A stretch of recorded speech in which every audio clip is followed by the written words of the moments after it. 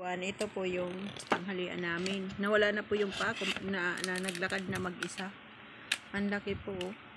Oh, malaki pa sa palad ko.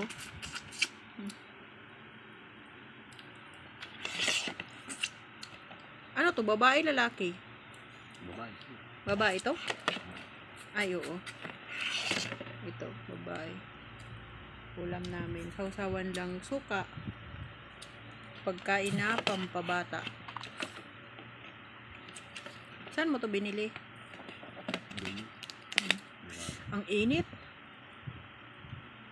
Sabi ni ano dapat daw sinahog sa gulay. Gutom na eh. Pampabata. Kain po tayo.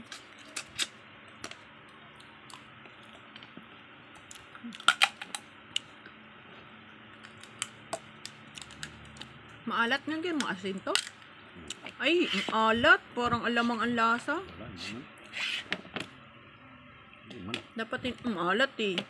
Huwag ka masyado sa maalat kasi nakaka-high blood ang alat. Kala mo, tapos diabetes. Kala mo.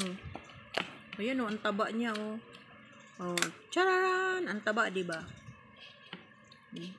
Ayan o, ang taba-taba. Kasi ang taba ko guys o. Pampabata.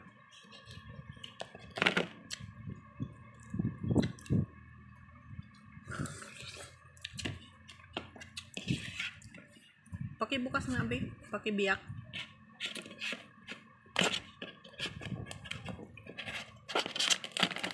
Ayun o, ang taba o. Ang taba-taba. Ang Chinese, tinatanggal to pag pinakukuluan, tas binabrush. Ayan o, guys. O, ang taba-taba niya o. Ang aligi. Yan ang aligi o. Panalo sa aligi. Aligi pa lang o. Ang babae pala, maaligi. No? Pero, hindi masyado siyang malamam. Pag bakla, kunti ang aligi pero malamam. Yan guys, ang pagkakaiba ng bakla na alimango at babae. Ang babae, maraming aligi.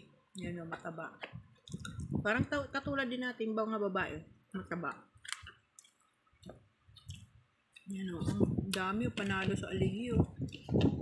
Sarap. Babaeng alimango yan guys. Yan. Pag bakla naman, mataba yung mga ganito. Yung laman, marami siyang laman dito. Nag-reels pa nga ako eh.